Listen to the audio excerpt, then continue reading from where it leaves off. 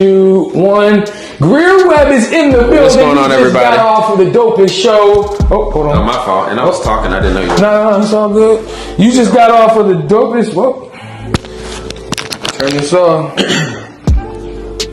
Greear, what's happening, brother? You just got off of the dopest TV show of all of North Carolina nationwide. The Pro Coach Show Community Spotlight. Oh, you laughing at me?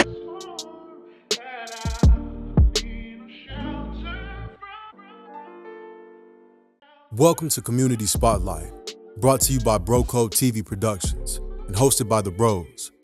Join us on this dynamic journey as we shine the spotlight on local agents who are making a profound difference in their communities. These remarkable individuals bring creativity, wellness, and purpose to the forefront as they tackle challenges, nurture their families, and celebrate successes. In each episode, we explore their unique stories and initiatives, offering an inspiring glimpse into the world of community transformation. Get ready to be inspired by those who are leaving an undeniable mark on their neighborhoods. You right there. We want you to enjoy the show, but before you do that, hit that subscribe button. And look, we got so much dope content going on around here on the Bro Code Show. Hit that notification button too, baby, so that way when it drops, you'll know. This show is with my man Greear Webb. Compliments at the A.J. Fletcher house. Enjoy the show. Peace. We are back at it again with another episode of the Bro Code Show Community Spotlight. Another one. Woo, what up, good people? It's your boy, Bro Troy, back at it again with another impactful, inspiring, informative, and funny episode of the Bro Code Show Community Spotlight. As always, a special time when the homie is in the building because he's not a guest, he's definitely a friend. He needs no introduction, however. Greear Webb, man, what's going on, brother? How you feeling, man? What's going on, Brother Troy? I'm feeling good. I'm glad to be home and here in Raleigh, North Carolina, up from Atlanta for this holiday break, so I can't complain. Indeed, man. Good to see you, man. We are back at it another one, bro. What's this, like the fifth like time? home. I think so. I stopped counting, right? Right. Feel like Jordan, baby. We got rings on our fingers. I'm saying. I can dig it, man. We've done a lot here on the Bro Code platform, not just through mediums like this, but if I recall, Greear, we produced a show called Blurred Lines. Blurred Lines. Man. I mean, that was a collaboration between myself and the Bro Code Show. Was really honored that we really worked together. I remember having the conversation after an event and you came to me with this idea and I sat on it, slept on it, prayed about it, and we really got it rolling, y'all. So go to the Bro Code Show. Check it out. It's on all social media, but specifically on YouTube where you can watch every episode. We did so many. I've got to remember just how amazing it was and the number of guests we had. It was just 8, but it was so impactful. We had great conversations. Let's run that down, man. Like really, I mean, because it was robust. Like we don't want to just skim over this, brother. Because if I heard you said 8. 8. If I remember, that's the number of completion. That is. Let's run them down, man. Okay, let's run them down. Number 1 was Harshaw, was it not? Number 1 was Dr. Harshaw, who has since retired, but Pastor Harshaw was the pastor of First Baptist Church in downtown Raleigh. Just a historic, I call him a living legend. He really deserves, and I'm glad to see has been getting his flowers while he's alive, while he's continuing to make an impact here in Raleigh and across the state of North Carolina, really across the country. That was an awesome episode where we sat down and just recapped all that had happened through the COVID-19 pandemic, through the 2020 election. We had that conversation at his church, the historic First Baptist Church in downtown Raleigh. That was something different, man. It really was. They said the Holy Ghost was in the building. It was. Like, for real. It was. I mean, that was such a poignant episode because I remember that we also prayed together. That's remember right. that? I do. To start it off That's there in the church, right. right there underneath the pulpit. And it was so powerful that he extended us that opportunity, but also that he collaborated with us and with me to pray and to usher in the Holy Spirit. And that was an amazing conversation that really set the tone for the series. It did. It really did. And then we got the second one, which was like, okay, we got, was it David Crabtree? David Crabtree. Talk to me about that one, because we went into PBS. PBS North Carolina, really a stalwart. It's really the foundation for public media in this state. And so to see David Crabtree transition from WRAL, we all saw him on the news, to now behind the camera, producing and having real authority as to what we see. We were in his office. That's where we had that episode. We were chilling in his office. having a great conversation. He talked to us about how much he loved his family and how powerful family is to life. And I think we got a little tour. He showed us behind the scenes. We got to see the big bank of screens, how they produce and run their shows. And so that was awesome. Just moving from Dr. Harshaw to David Crabtree. And then next, I think, we circled back though. We went back to religion now, right? Pastor Lisa. The pastor. The Reverend Lisa is Yaboa. a bite size, but a powerhouse. Powerful. Talk to me about that one, because we were in the new space, right? Right, Southeast Raleigh table. Yes. So Pastor Lisa Yaboa, I've known her since I was in preschool. Wow. She was my preschool chaplain at Millbrook United Methodist Church. Wow. She then transitioned to my home church, Edenton Street United Methodist Church, and branched off and started Southeast Raleigh Table. Just an amazing person, an amazing leader. Yes. She's been around forever doing great work and really seeing people for who they are and coming alongside them. As I like to say, extending a microphone and being careful not to speak for the people, but to speak to them and work with them. I like that. When you talk about extending a microphone, that's giving people agency and voice. Right. And I think a lot of times we get it twisted, and Pastor Lisa Yaboa really gets it right. It's about meeting people where they are, but that's cliche. How can I help you? I'm here to serve, right? A lot of people talk about servant leadership. She really embodies that. And that's how she pastors and shepherds her flock. Again, have known her forever, and really she's a trusted friend and mentor to me. And so I'm so glad to see Southeast Raleigh Table really taking off and making a footprint there in the Southeast Raleigh community. They work with students from Shaw University, from St. Augustine's University, HBCUs in particular, but also other college students, young adults, older adults here in Raleigh who are looking for a church home. So that was number 3. Ready to take your brand to the next level. Bro Code TV Productions delivers media that matters and content that connects. From dynamic videos and high energy live events to stunning photography, drone footage, and podcast creation. Stand out with creativity and excellence. Visit www.brokerdproductions.com or call 919-714-9905 today.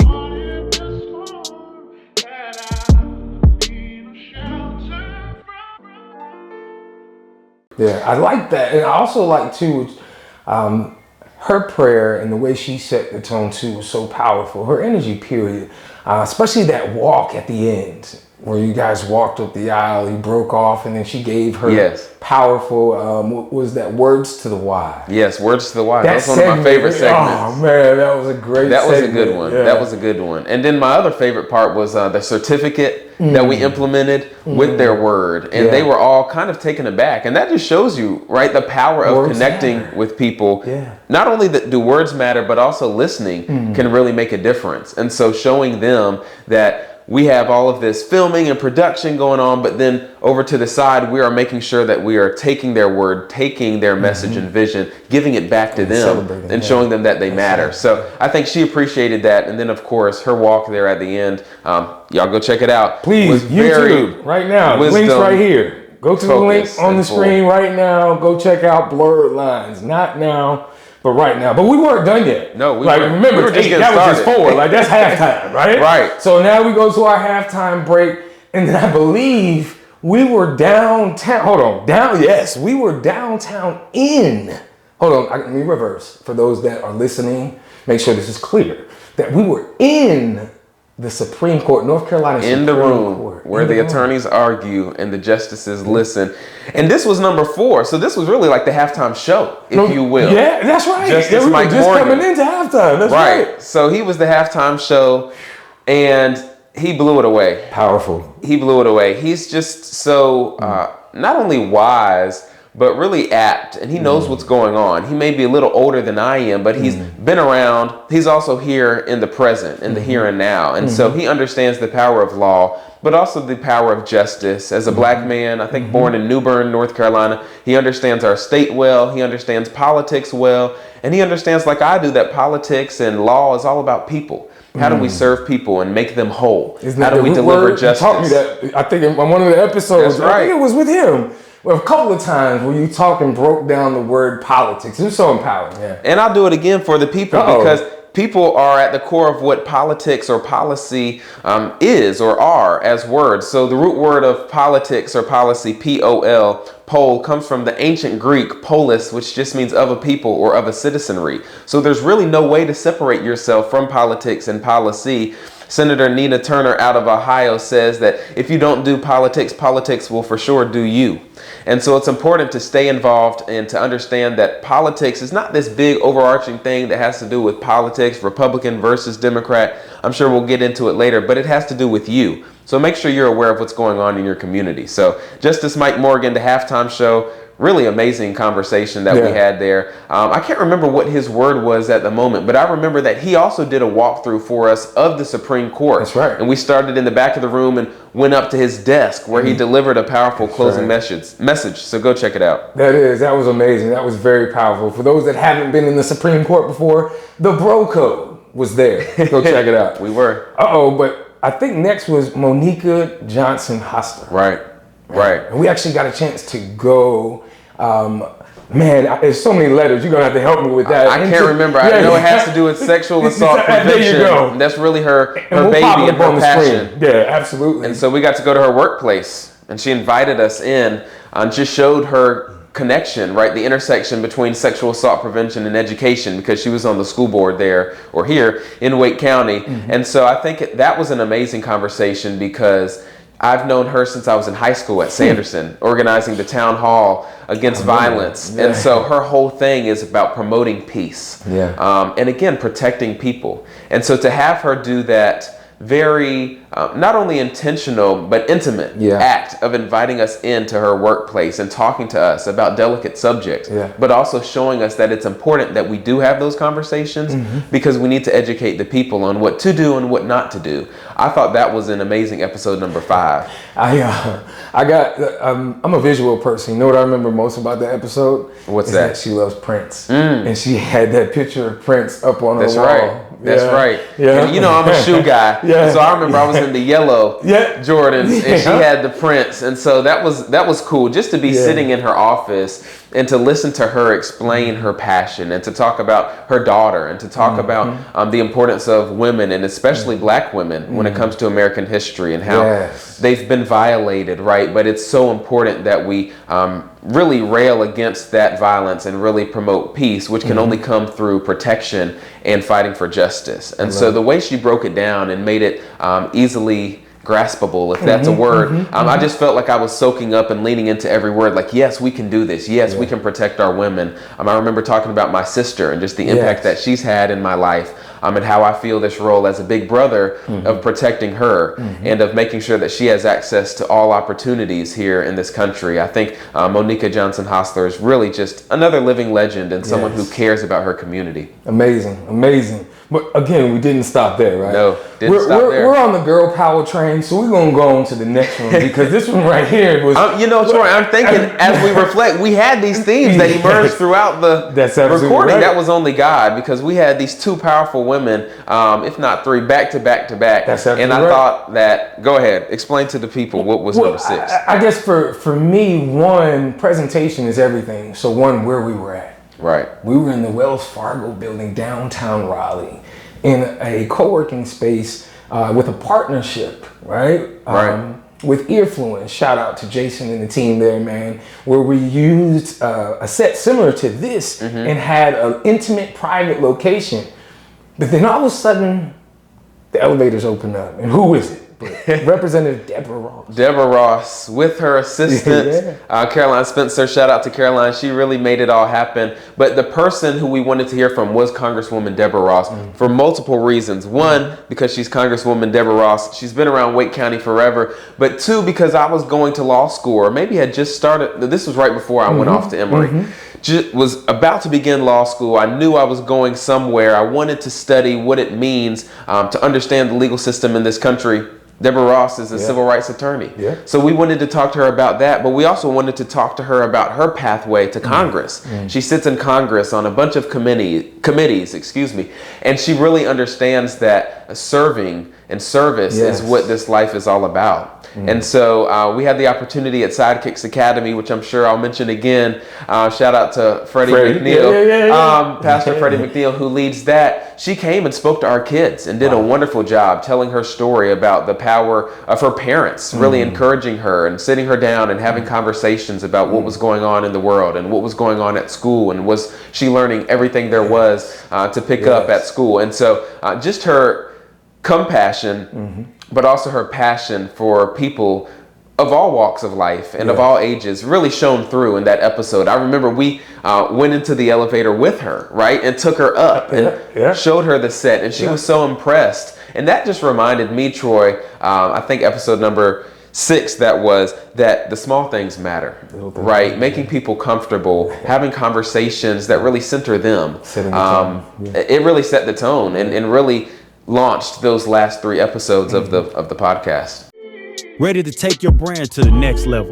Bro Code TV Productions delivers media that matters and content that connects. From dynamic videos and high energy live events to stunning photography, drone footage, and podcast creation. Stand out with creativity and excellence. Visit www.brokerdproductions.com or call 919-714-9905 today.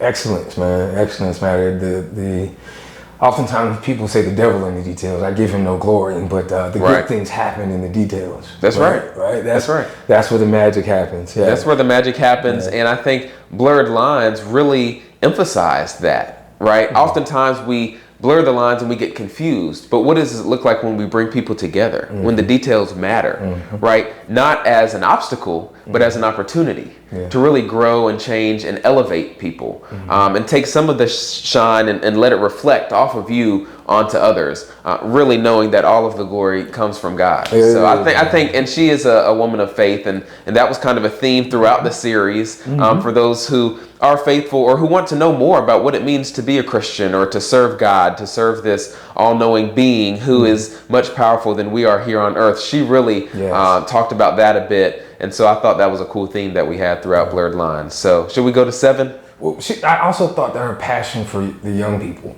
Oh, yes. Staying connected. I don't want to skip over that. Yeah, staying connected for the mentorship part, because that was one of she answered the question of how she mentored others, and she continued to pour into them. I thought that was really amazing. Right. You know? Well, it was amazing. And she talked, I think, about being in Congress and being around people like Elijah Cummings and understanding the legacy of John Lewis and Dr. King. Those were some of her mentors, even as a white woman. Yeah. Right. She made sure to elevate and amplify Black history in that episode. So that was amazing. And I think, this is why I'm here on the Bro Code Show. Mentorship is the perfect segue to our next guest. So take it away. Oh, absolutely, man. Look, now we're taking it to Bull City. For those that have been under a rock, we had the opportunity to connect with the mayor. Not a mayor, but the mayor, Leonardo Williams, man. Not just the mayor, though. We're talking about a juggernaut from entrepreneurship to galvanizing for just cause. You talk about servant leadership, putting other people's needs before your own wants. Right. This guy is the magnitude. He galvanizes that spirit, man. Talk to us about that, man. He's a mentor of yours as well. He is. He is a great mentor of mine, Brother Leonardo Williams, the current mayor of the Bull City, Durham, North Carolina. Shout out, Bull City. Bull City. I love Durham. I tell people that, well, right now, my heart will always be in Raleigh, but my mind is down in Atlanta at law school. But I have a little side love for Durham, North Carolina. I worked there when I was in college, and Mayor Williams, Leo, was a big part of that. Of course, he has his restaurant business, and he has that food service industry that he really has grown and really exploded over there in Durham. But he's also another example of a servant leader who values mentorship, who values protecting and promoting young people. And so we were there in this restaurant in American Tobacco campus, I believe. Absolutely. Right there across the street from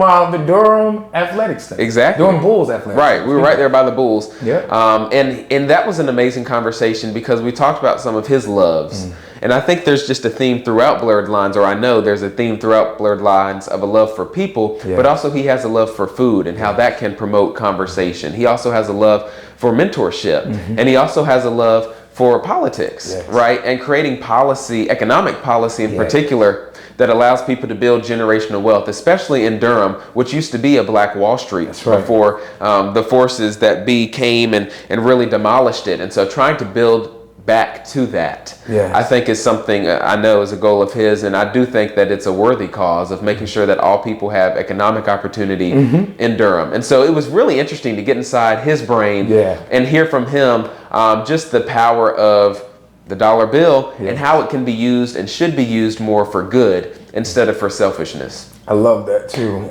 And being present, like his aura and his energy, right? You being present and oftentimes just being in the room. Right. I truly believe, and I know, it's beyond a belief that he's the right man for the job. Exactly. And will continue to show up and show out for us as a people. Right. Keeping us in mind. Right. Yeah. And I really hope so. I agree with you. And I think even back to when I met Leo and had the opportunity to travel with him to the Democratic National Convention, which I think he talks about on that episode. This was 2019, before the election. This was one of the, not the National Convention, but a primary debate down in Charleston, South Carolina. And so we were able to meet the likes of Joe Biden and Pete Buttigieg and Elizabeth Warren, some of the people I look up to. And so to have that opportunity to experience politics with him, me at a young age, and he, as he was going and trying to figure out his next steps, was really powerful upon reflection. And then continued to grow our relationship, our mentorship during COVID in 2020, and really launched from there. And so I kept it right in the Bull City for our last guest. And, that's I'm excited to talk about how we closed it out. And all together, where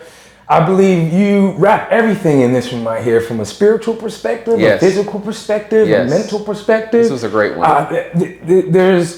There's so much synergy in that, right? Where we're talking about, all right, he's got so many. I'm gonna let you introduce him. Is it Pastor Master Freddie McNeil? Right, I like that. I like that. Pastor, Taekwondo Master, Grandmaster. Excuse me, I forgot the grand. Right, CEO. Right, it could just go on and on. He's a counselor, he's a behavioral interventionist, but really he'll tell you he's someone who loves children and he loves pouring into them in a way that allows them to see the value of education. He is Reverend Freddie R. McNeil. He also has his Master's of Education, I think from North Carolina Central University. And so he hasn't just walked the walk, but he hasn't just talked the talk, but he's walked the walk. Absolutely. He's gone and gotten the degrees to give him that credibility. And so Pastor Freddie McNeil, who is the leader of Sidekicks Academy Incorporated in Durham, North Carolina. I can say we now because I'm still a senior advisor, even though I'm away in Atlanta at law school, which we'll get into a little later. As I said, my heart is here in the Triangle. And so we are in 3 schools in Durham, North Carolina, where we're pouring into over 100 students,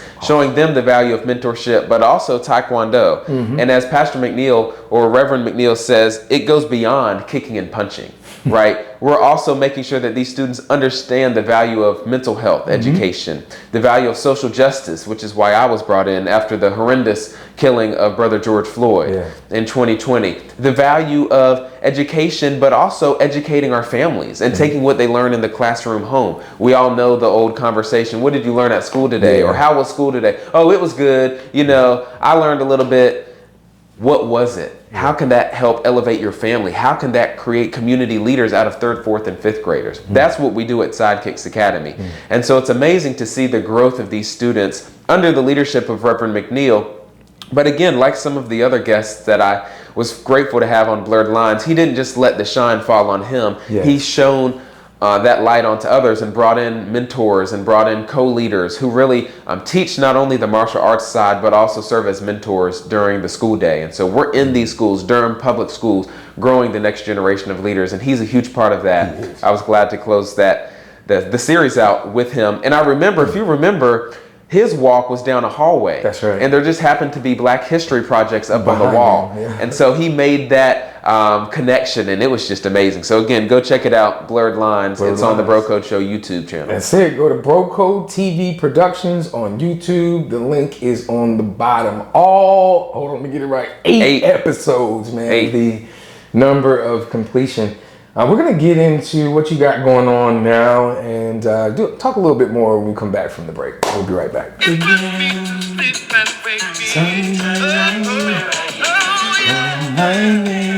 Yeah, I was asked the other day, man, what's a song that just puts me in a good mood? It's it right here, y'all. So, Won't You Be? Yeah, Carl Thomas, Summer Rain. Man, Greear, talk to me a little bit more, man. So your college career, if you may, started in UNC. Right. Chapel Hill, right? That's right.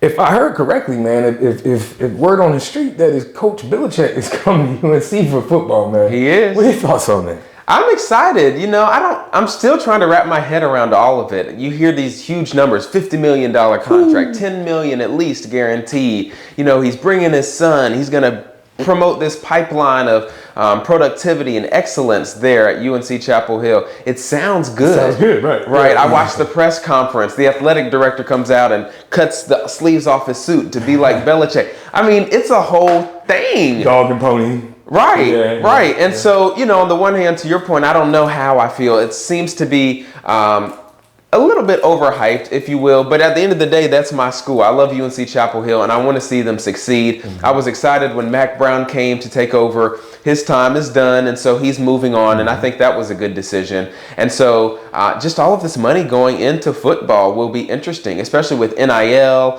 and player deals, transfer portal. It'll be interesting to see how Belichick, well, it'll probably just be a member of his staff, but how they handle that. And if they just leave the coaching to him. Because we know he can coach, right? We know he can connect with players and create relationships that make a difference. Right. And so I'm excited. I guess I'm a little nervous to see what happens, but I do hope that UNC football can really lean into this new era, the Belichick era, if you will. They're calling him Chapel Hill Bill, or Chapel Bill for short. And hey, they're leaning into it, so I'm leaning into it, and I just hope, we were chatting off camera about this, that the players are still valued for people, for students. These are college students, and I remember how I was from 18 to 22. I'm really trying to go after that degree with all of the other confusion and distraction that comes along with college. You add on top of that these scholar athletes who wake up at 5 a.m. to train and go to sleep after a training. It's a lot. And so I do hope that the core reason that we have colleges and universities to serve and educate young people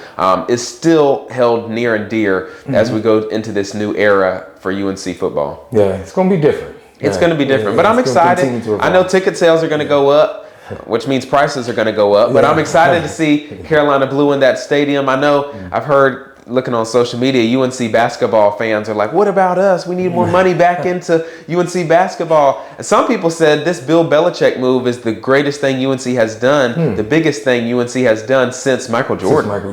And so we'll see if that pans out. But at the end of the day, I love my school. I love sports. This holiday season, I've been able to go to some of these local basketball tournaments that, again, elevate and amplify these young people.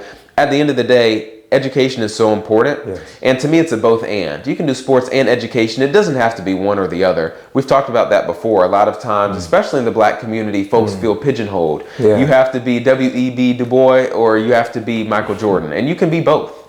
Right? And so I think that's important too. When we look at the landscape of college football and college basketball, we see a lot of players of color. And so what does it mean that we encourage them? What would it look like if we encourage them to go after that degree and after that trophy?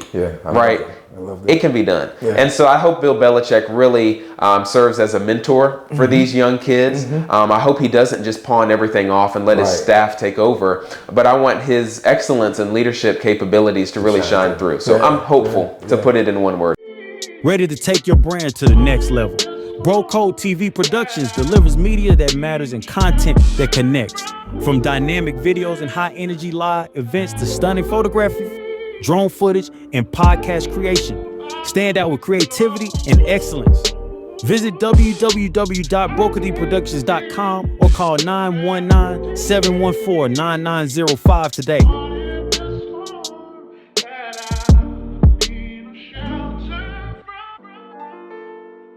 Yeah, I love it, man. I love it. I've heard before that college isn't for everybody, but education is. Right. So finding that space and finding value in that and tripling down in that space is so big.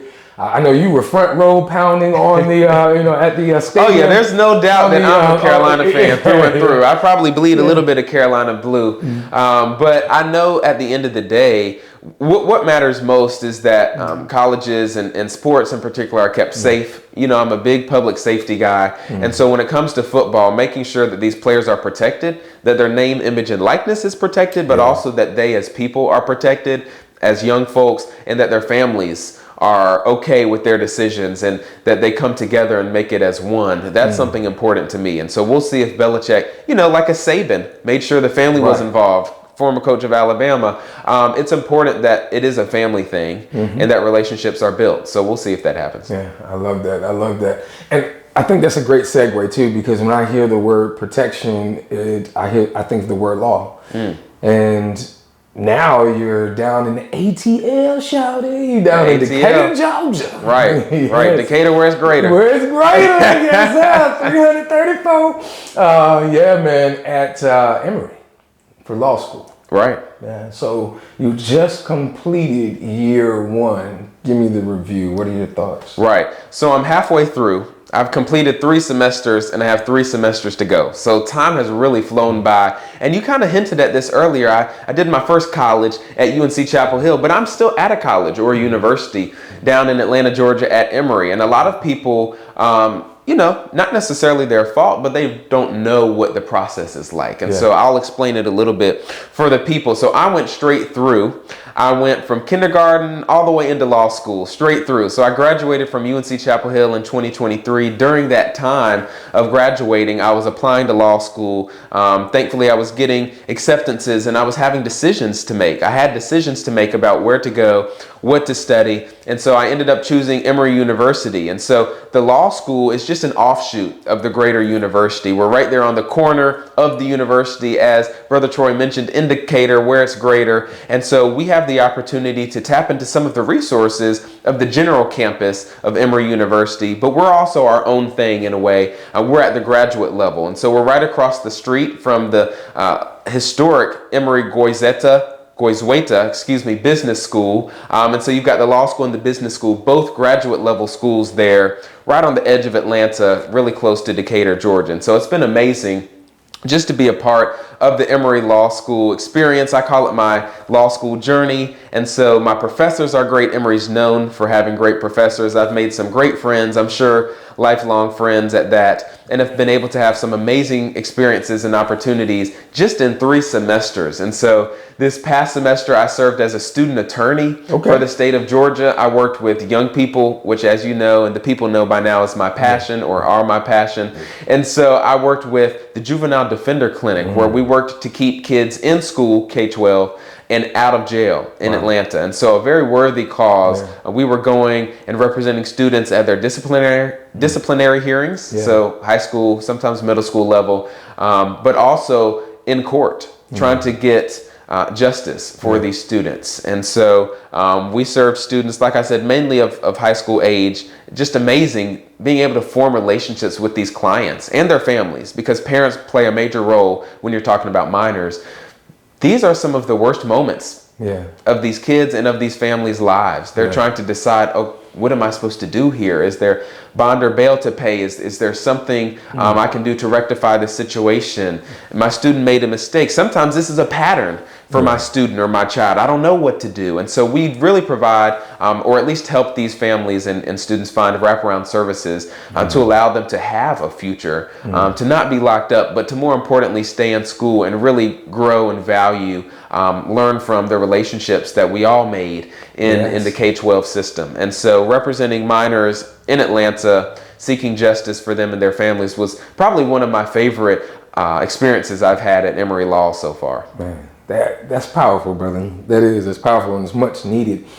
Paint the picture for me. So when you guys go into these spaces, are you going as a team?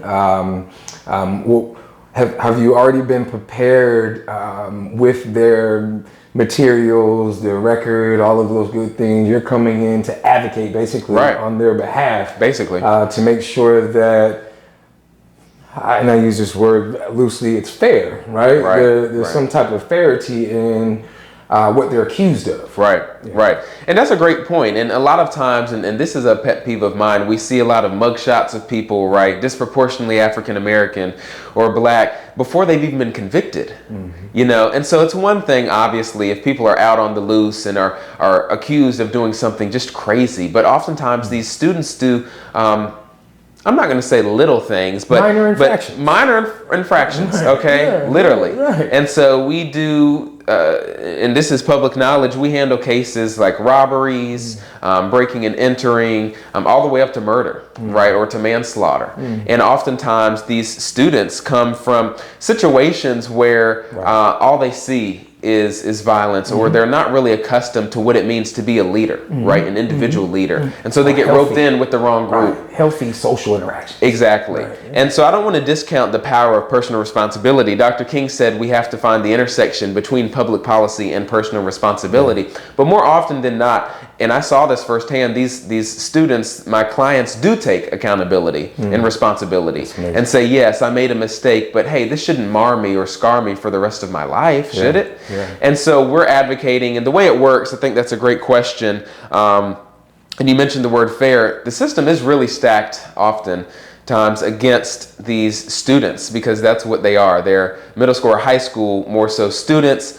We are defending them, so we're their defense attorneys. We work with their families to make sure that everyone is on the same page. But at the end of the day, it's the student's decision. They're the client.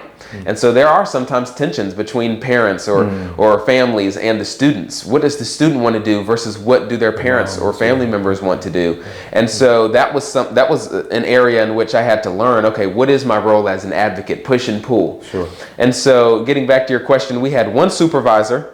Her name was Randy Waldman. She's amazing, and she would prepare us. She would over-prepare us, and so we knew what we were walking into. We had papers ready to go. We had outlines of the interviews we were going to conduct or what we were going to say in court ready to go, and we were always partnered up, at least on the more major cases. And so that was amazing because I was able to make new friends, but I was also able to learn from people who think differently from or from the way I do. And so that clinic, the Juvenile Defender Clinic at Emory, it's one of its staples. It's one of the reasons I chose Emory Law School. And like I said earlier, it really contributed and bolstered my law school experience. I love that. I love that, man. So that's a great segue, because now I'm curious, and I'm sure those that are listening probably are thinking the same thing. I want to dig a little deeper in this thing called law. You know, this segment is called Lessons in Law School. So, and please correct me in my language here. So laws are put into place. Sometimes, obviously, they have to be approved and voted and all this good thing, go through that process. Yep. Sometimes it can happen a little bit sooner than others. But it is I guess my question or thought is some laws that are put in place today won't affect us, but will affect my children. Right. But if we don't do our due diligence in helping to advocate in the space of it being written, or as policy is being drawn up, then we don't see the effects of it until it's too late. Exactly. One of my favorite things to say is that the laws that are enacted and the policies that are passed are going to impact young people, right, your children, for the longest amount of time. And people have to think about that for a second, but it really is basic. The laws that are being passed now and that are being written now are going to impact the younger folks for a longer time. Just because older folks are going to pass away before younger folks, generally. And so it's important that the policies that we have in place for our young people, for our kids, are fair, but more so equitable and just, and promote radical love and the beloved community that Dr. King talked about. And I always think about him when I'm thinking about public policy and when I'm thinking about what it means to be a leader who is rooted in legislation, because he was so passionate about having the Civil Rights Act passed. He protested in the streets, he preached in the pulpits, but he also passed policies. And so I think, and I know that, to your point, policies are important. What are they made of? What are they founded upon? Because the laws or policies that we pass and enact are what judges rule on. That's what they use for the basis of their rulings. Case law, we call it in the legal space. The laws that are passed and policies that are enacted are what attorneys use in our arguments. And so that is where the intersection of education, law school, and policy come together. It's so important that people understand their rights and know their rights. Yes. And so I'll just take a moment to say, if you don't know what your rights are, ask somebody with knowledge, look them up. I'm here to tell you now that we all have civil rights. We all have rights that are protected.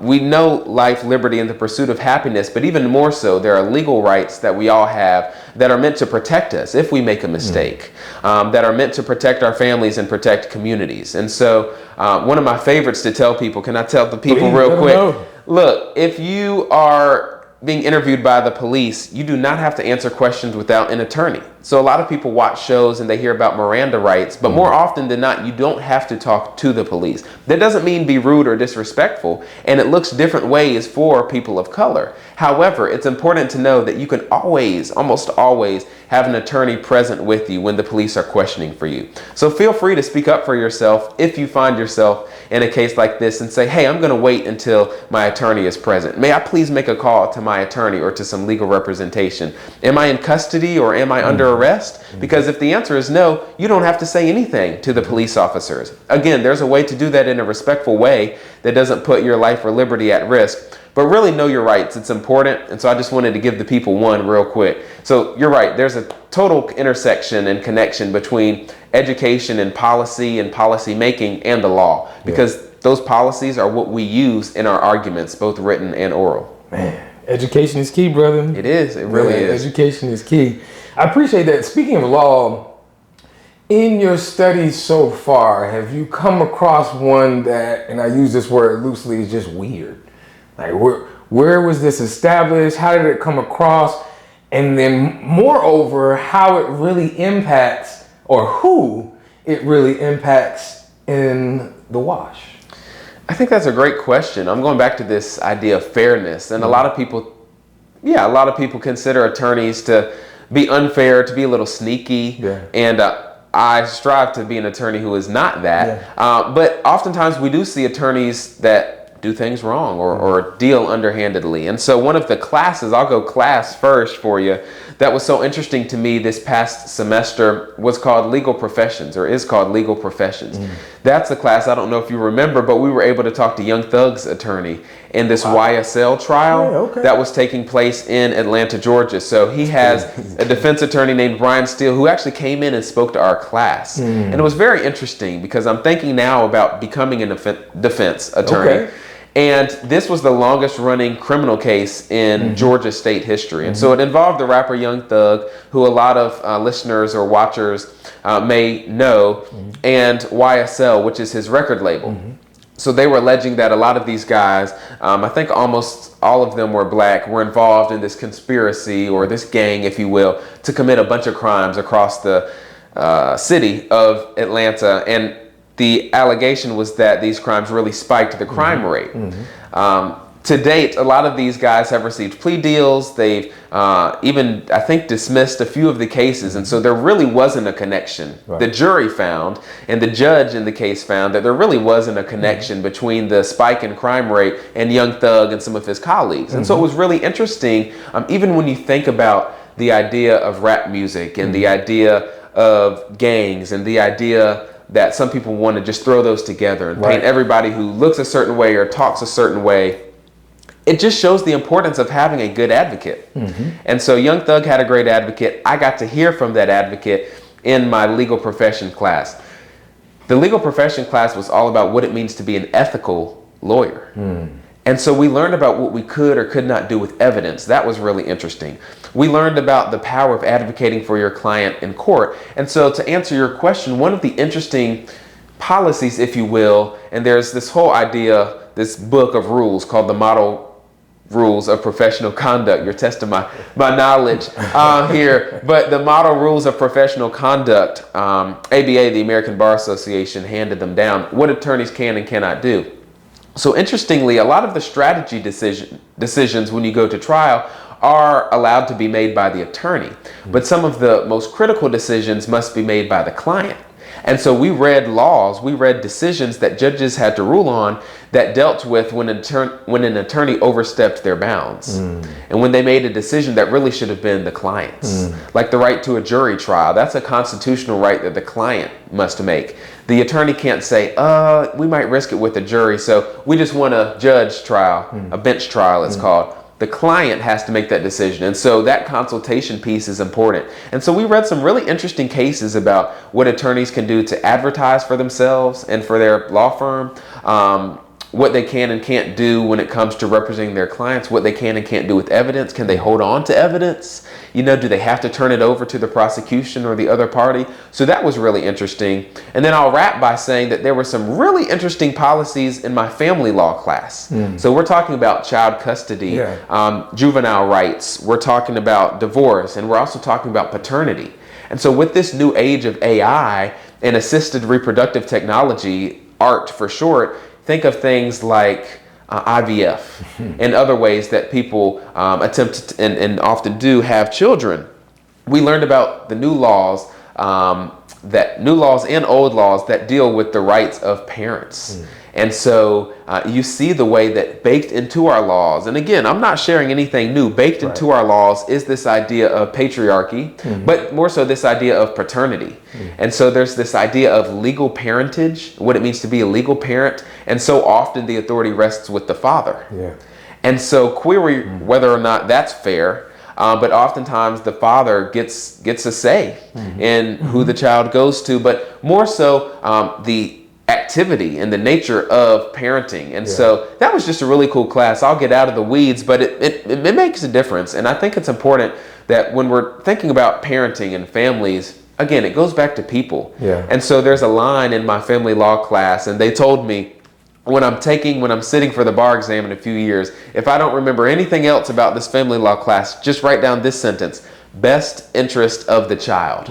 So family law is ruled on a best interest of the child standard. And so whether it's the father or the mother or another guardian, what is best for the child? And so seeing that baked into our laws was kind of cool, because it allowed me to see just the intersection between myself as an advocate for children and the way that the law advocates for children. And so when we pass policies and pass laws, that matters and it's important. So definitely educate yourself or reach out to me if you need some help. But also it's important that we know our rights as people, and we know how some of these systems in this country work and how sometimes they have not been fair to certain segments of our population.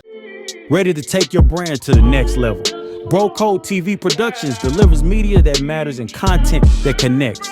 From dynamic videos and high energy live events to stunning photography, drone footage, and podcast creation. Stand out with creativity and excellence.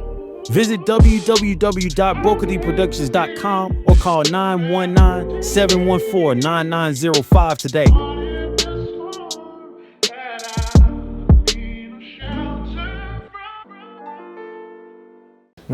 Systems.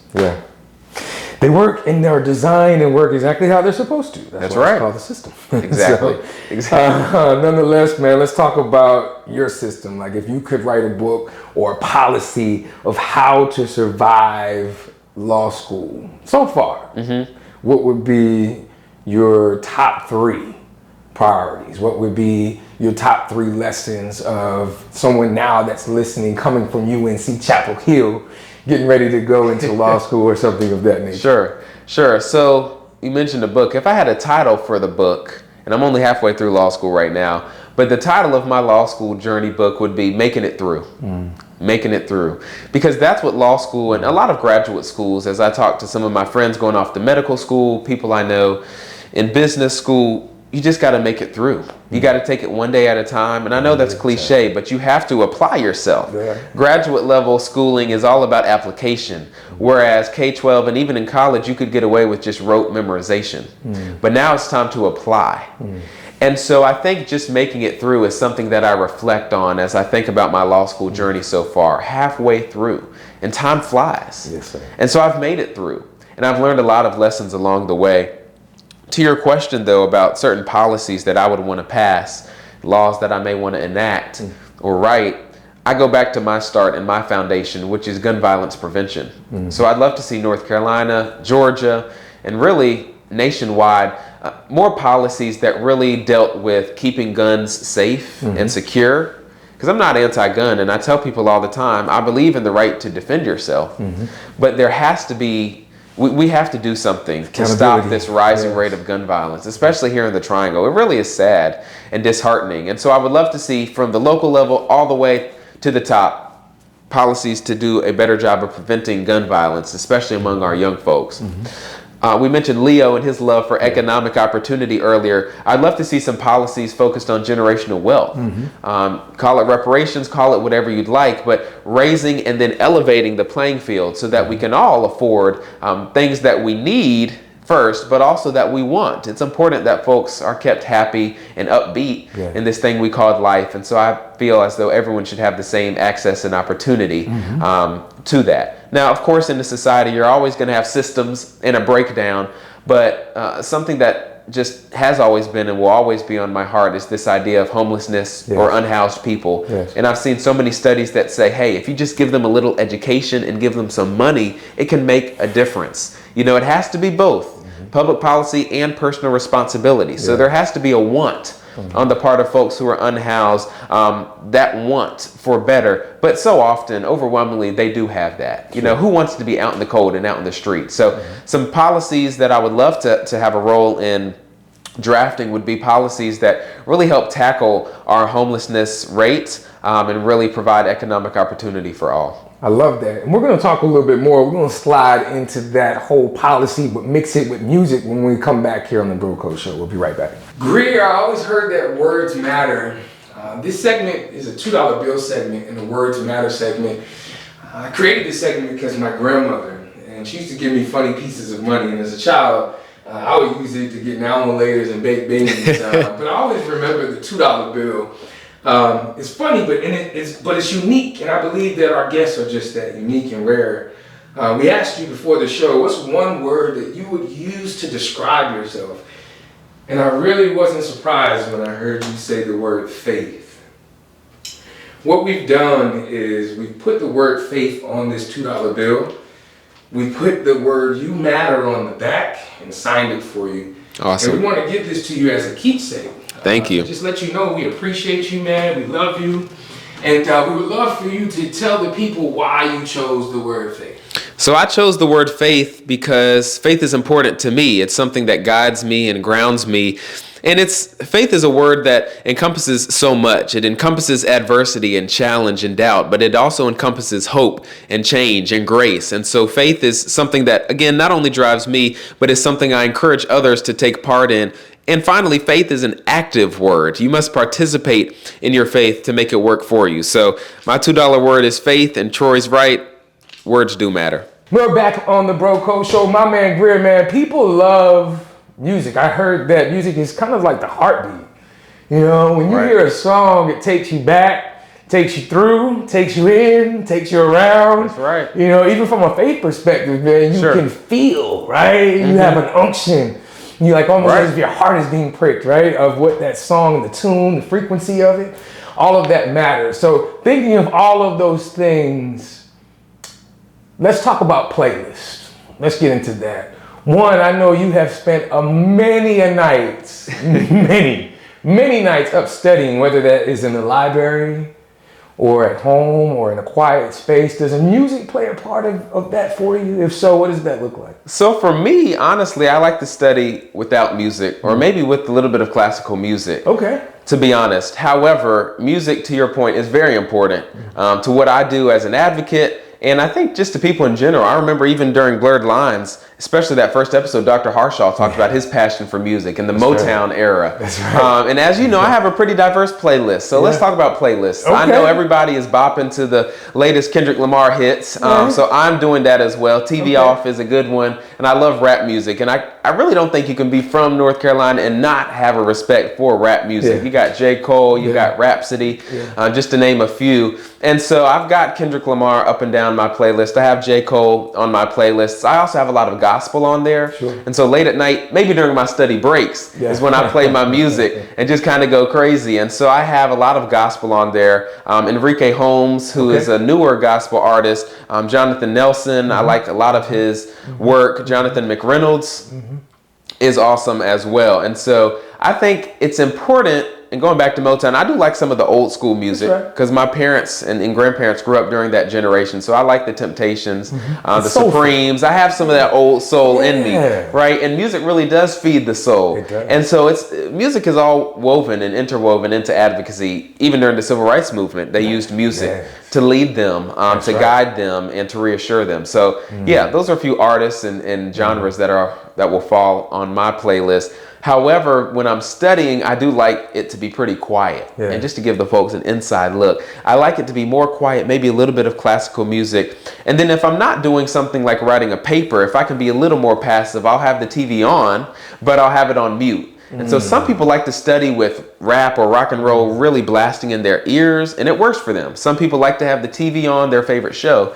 But for me, I like to have either the news or a show on in the background, but on mute. Something I don't have to be super focused on, just so I don't, and of course we're never alone with God, but just so I don't feel alone necessarily, so I don't feel super secluded, but so I remain focused. And so that's a little bit of what I do. And it's paid off so far, thanks to God. But I've been so just amazed and impressed with what I've learned throughout this law school journey and experience. And also what I've learned about music. Yeah. You know, I'm finding new genres and new artists. Burna Boy is one just along the way, right? And Afro beats, you know, so it's important to diversify your taste. We all have favorites, but keep an open mind is what I like to say. Be eclectic. Exactly. That's right. Gotta have eclectic taste, baby. Speaking of being eclectic, man, let's do one of those what if questions. Right? Okay. So let's do we it. have politics, we have parties. If the parties had a genre of music, you spoke of classical, we talked of Afro beats, but if the parties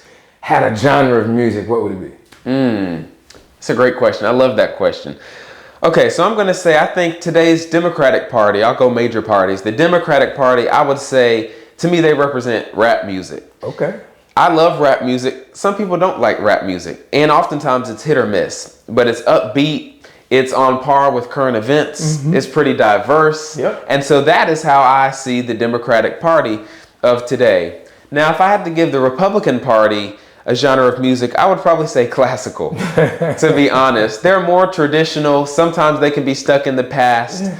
But some people like that as well. And then for the independents out there or the libertarians, I don't know. I'd have to give them like rock punk or something, funk or something. I don't know. They're kind of in their own world sometimes. But I think it is important to recognize that it's okay to have an independent mindset. And there are libertarian folks out there and independent folks out there as well. So that's how I'd answer that. I love that. You got rap, classical for the Republicans out there, and then punk rock, right, for the free thinkers. Hey, man, to each their own. That's right. That's right. Let's stay in that space, right? I got one. You love this word justice. So if we can correlate a artist and, so it's two-part, an artist, and it may be the same answer to both, an artist and a video that correlates justice as it pertains where we're at today in 2025, old or new. Okay. What are your mind frame? What are your thoughts in that space? So a two-parter. So I'll go video first. Like one of my favorite music videos, I remember in high school watching this and thinking, you know, all about justice was "This Is America," Childish Gambino. Yeah. You know, wow, this is America. Very dramatic, right? And just his movements and his dancing, in addition to the lyrics. Now I will thank someone who is really unmatched.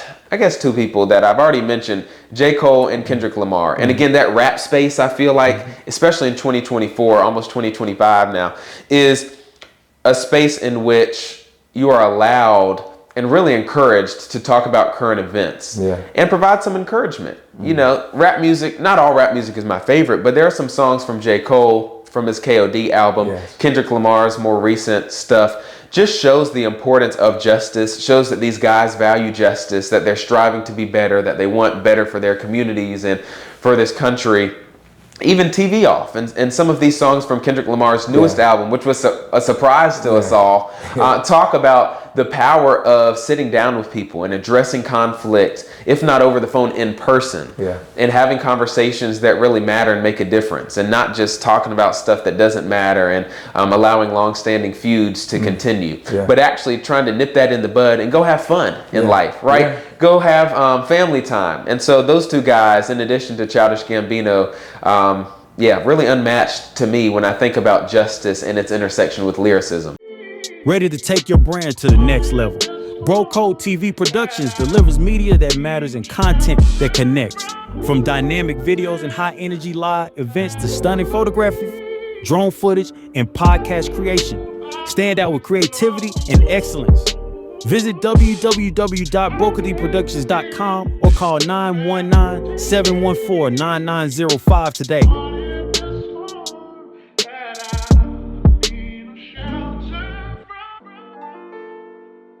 Yeah, I like that. That was a good correlation, man. Let's tie in lessons of resiliency, right? I was talking with someone earlier, and I'm 44. When we talk about being reared up, I always came from the era that, if you cry, you're a punk. I was punched in the chest and, said, don't be soft, put your big boy drawers on. And, right. Those are some of the things that I heard. Now, knowing what I know now, I was reared based on what they knew. So it did offer a sense of resiliency in me because I had no other reason, I had no other choice but to have thick skin. Right. Because that was the only manner of rearing that was pointed towards me from a reflective of what a man should be. I now know that that's toxic. Like that is not the manner. But I don't falter those that reared me for that because that's all they knew. Right. But I can say it helped to build me and a muscle in me and put a battery on my back like no. Right. Where come hell or high water, we're going to get this done. Right. And one of my favorite phrases, just to interject there for a second, I think this is so powerful for the people, but also just, I'd like to bring this up in any conversation that I have. So people do words of the year, but I kind of had a phrase for 2024, and it was an explanation, not an excuse. And so what you're describing, right, and this is so powerful. Some folks out there might have the same story, is an explanation of how your father or friends or other people in your life may have treated you or may have thought about life.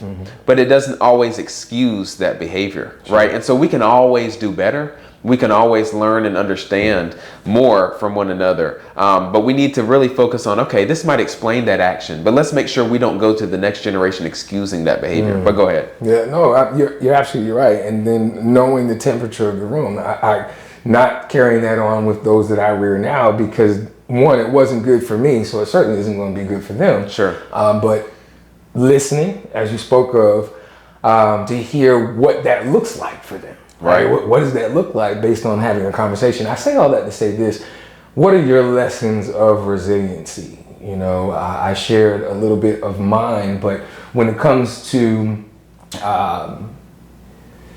taking adversity, right, and looking at it as an opportunity rather than a setback, a barrier, or a challenge, what has that look like for you in your life? Right. Because earlier you talked about, man, you were advocating and galvanizing in high school, right? Like, this journey isn't something that just started, and you're not new to this, you're true to this.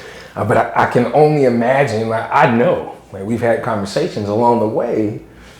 A lot of different emotions have reared.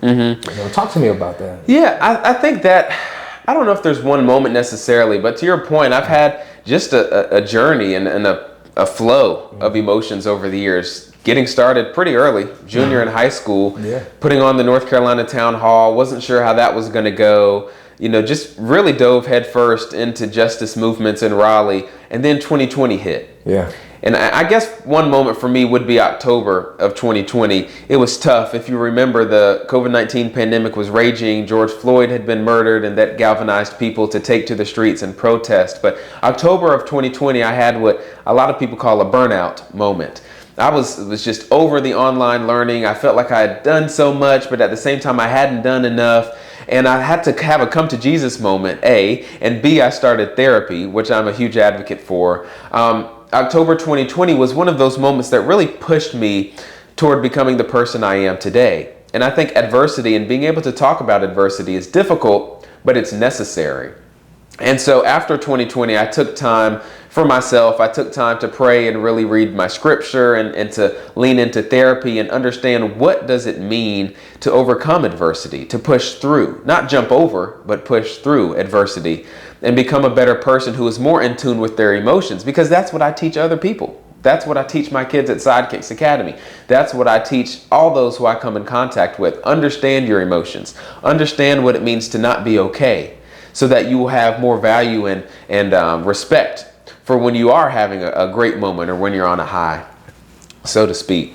And so I think October 2020 was one of those moments for me where I just felt overworked and underappreciated, and I felt like justice was not where it needed to be in this country. And then starting law school was also difficult. I mentioned I went straight through. I have peers who took a break, who are 10 years older than I am, who have families, who know more about life than I do. And that's just a reality. It's not good or bad, it's just the real. And so for me, understanding that law school is different, you have to do more applying. You can't just memorize. I'm pretty good at memorizing, but I'm not as good at applying. I've had to learn these new traits and tics, if you will, about myself and put them into practice. And I think one of the best ways that we can overcome or push through adversity is by surrounding ourselves by community, and specifically communities of people who have gone through adversity themselves. And they have the best tips because they have that firsthand knowledge and expertise about how they stepped up to the challenge and knocked it out of the park. Yeah. And so for me, October 2020, then starting law school and having to adjust the way I think about education, adjust the way I think about professionalism. I was having to do school and apply for jobs, do school and interview for jobs, figure out, okay, you know, it's only my first year, but in what state am I going to take the bar exam? Law school is just one step, which a lot of people also don't understand. Law school and having that law degree is great, but to actually practice law and to fully represent clients, you have to pass the bar exam, which is different state by state. And it's a day-long test. It's very difficult. And so all of this kind of weighing on me, there are moments and when I think, oh, this is just too much. You know, I don't know what to do. I just want to quit everything, quit school and just step back from social media. And I don't want to connect with anybody, you know. But at the end of the day, my faith is really what propels me through those times. And I think, no, God has greater for me. God has greater for this country. And so we have to push through, take time to rest and recoup, but we have to we have to push through and make a difference, because we all can make a difference in our own way. That's right. And so I'm being given the tools now to make a difference. I'm given the tools now to positively impact people's lives and positively impact communities. But at the end of the day, it's up to me to put those tools into practice and put those tools to work. Yeah, that's so strong, man. That there's so much strength in what you're saying, and I appreciate you sharing. And my hope is that those that are listening or watching can follow suit, right? You eat a sandwich one bite at a time. Take the bite, right? Take that one step. What do you say? If you can't walk, crawl, right? Right. You know, like keep going. Don't stop. Don't quit. So thank you. I think that was Malcolm X there. By any means necessary, keep that was moving it. forward, Yeah. right? Yeah, That's man. a great quote. I love that, man. I love that. Thank you for that. I want to circle back just a little bit. You defined politics and kind of clarified for our audience a little bit more to take out the ambiguity or really clarify what it means and how they can be involved. But I want you to clear up something for me. I call this beyond the ballot box, like beyond just going through the rigmarole of the voting system or following the lead of what you see or hear. But what's one misconception about voting that you wish people would understand more about? Okay, I think one misconception about voting is that it doesn't matter. I hear it all the time. My vote doesn't matter. To your point, there's so much baked into policy and politics. Does voting really matter? Is that a system that we need to keep around? Should there just be self-rule? I've heard all of these things. I think voting matters, and I know it matters because if nobody voted, then it wouldn't matter. But when everybody votes, it makes a difference. And you see that states change and systems can start to change. And nationally, there was a lot of Republican vote this past election in 2024. But here at the state level, we still have a Democratic governor, a new one coming in Josh Stein, a good brother who is an attorney, just like Roy Cooper was. And you have other places in which voting made a difference, even the Supreme Court. Yeah. Here in North Carolina, one of those seats was decided by, I think, under 1,000 votes. I could be wrong about that. Y'all can look it up and check me. But voting does matter. However, it's important that we do other things to make a difference. It's important that we invest in young people and that we mentor and that we have a church community that we can pour into and that we can serve with. And so voting is just one tool in our toolbox, but it's an important one. Yeah. And so your vote matters. Please, please, please vote. Educate yourself. Reach out to me. Reach out to folks you trust in your community. Make sure you're registered to vote and just be an active member. Participant. Yes. You got to participate in society if you want it to work for you. I really believe that. If you sit out, you'll get overlooked. But when you step in, people recognize your value. And one way to have your value recognized is to be a consistent voter and to put people into positions of power who you trust and believe in. Ready to take your brand to the next level. Bro Code TV Productions delivers media that matters and content that connects. From dynamic videos and high-energy live events to stunning photography, drone footage, and podcast creation. Stand out with creativity and excellence. Visit www.brokotproductions.com or call 919-714-9905 today.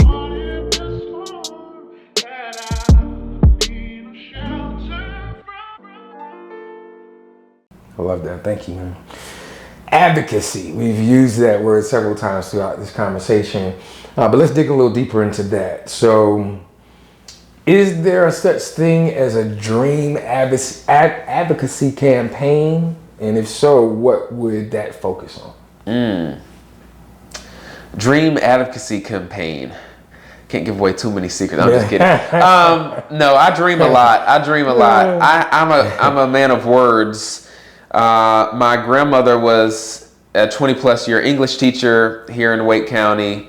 I majored in political science, but also Black history and political and social justice. And so to me, words matter and can make a difference. And so one campaign that I've envisioned, not just for myself, but it's one that I think would make a difference for a lot of people, would be called People Power.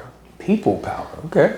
So that would be a campaign focused on centering and really elevating people in their power, right? We just mentioned voting, but beyond voting, organizing. So organizing your community, organizing your faith community, organizing your families around what matters and going and demanding things from school boards and from county commissions. So people power, that's one of them.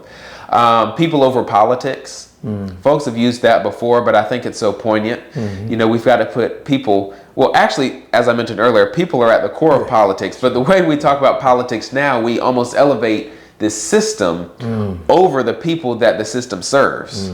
Ooh, that's kind of a word there. That's it right there. We elevate this system of politics over the people that it's supposed to serve. And so to me, we've got to get back to people. We've got to get back to, especially in the Black community, right? The Black church was such a stronghold for the civil rights movement. And there was power in the church. There was power in the pulpit. We talked about scriptures, but we also talked about putting the Bible into practice in our daily lives and bettering life for people. So we've got to get back to that. And then I'm a man of threes as well. I'll give you a third campaign, and I think that would be called active advocacy.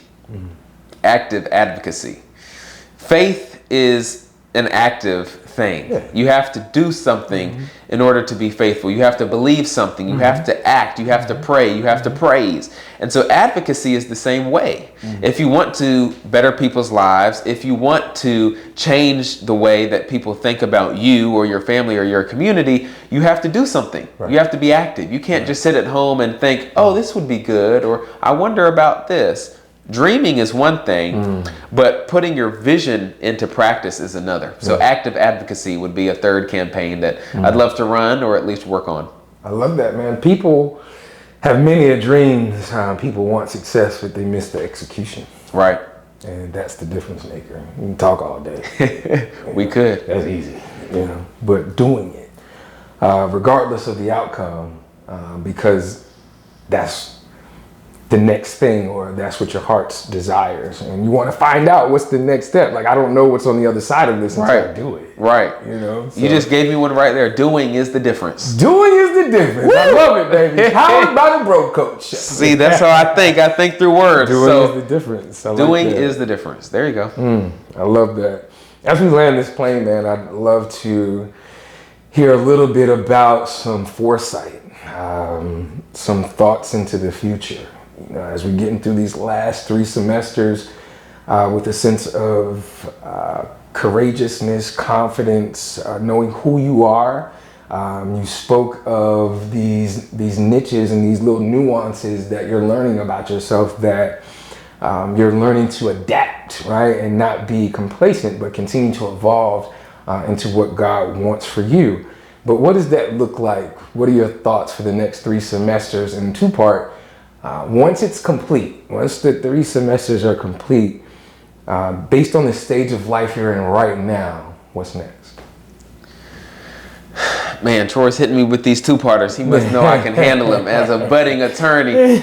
I'll answer the second part of your question first, which is a legal phrase. Oh my gosh, I feel like it's in me now. I'll answer the second part of that first. One word that you didn't mention there that I think is important is humility. Law school is teaching me a lot about humility. And so in whatever I do next, and I love that question, what's next? I want to make sure that I remain humble, that I remain connected to my people, that I remain connected to those who support me. And so you're right, we're at this halfway point of my law school journey, which for me, and I don't mean this pretentiously, it's just one step in my journey. It's an important step, and education is key, but I want to do something next. Absolutely. And so for me, that looks like continuing to maintain my study habits and my study stamina. What's next for me is graduating from law school, taking the bar exam. As I mentioned earlier, right now I'm thinking I want to become a criminal defense attorney. I think I want to be in that criminal space. But I'm happy and proud to take this time to announce that next summer I'll be doing an internship down in Atlanta with a civil rights firm, and a civil firm that does plaintiff side litigation when it comes to employment. So think about people who are laid off or fired from their jobs. We represent those people as opposed to the employer. Sometimes this firm that I'll be working with represents the employer, but more so they represent the people. And they also take on some general civil rights cases. And so that's what's next in the immediate future. I've got the spring semester, and then I'm excited to get to work next summer 2025.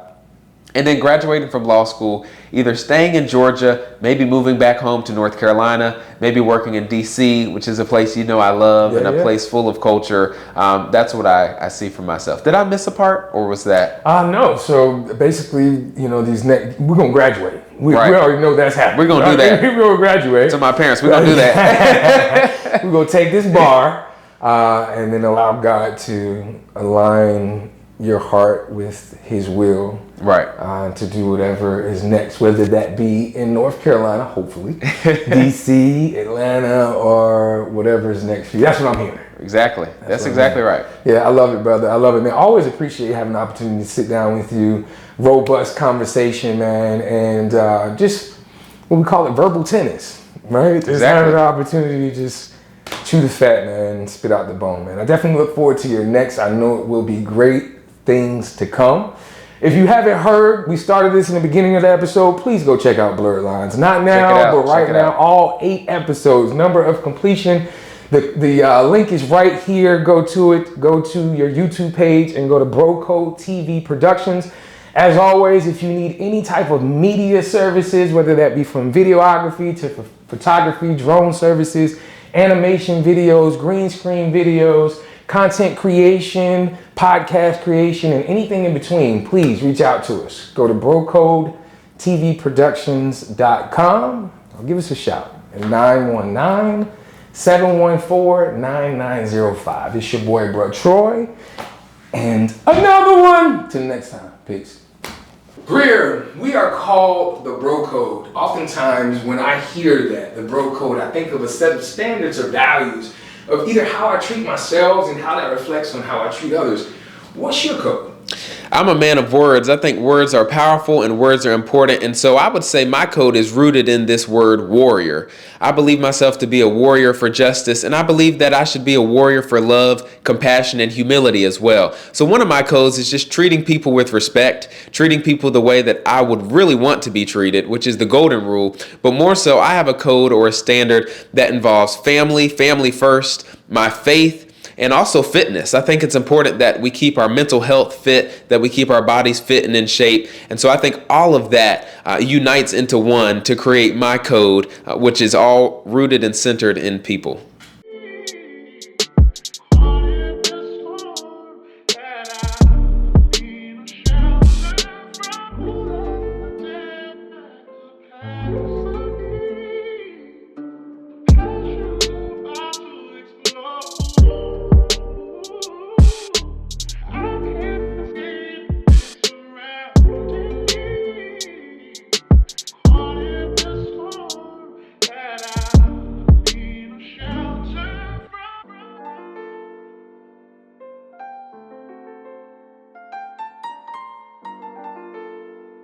Greer, what's going on, good brother? You doing all right, man? I'm doing all right. Dopest show ever, man. Yes, sir. Whole show, community spotlight. Let the people know about your experience. The Bro Code Show experience is one of none. Nobody does it like the Bro Code Show. I had an amazing experience here on Community Conversations, working to just elevate and amplify the importance of justice, the importance of equity, and the power of people. So, Brother Troy, awesome job as always, and the whole Bro Code Show team is absolutely amazing.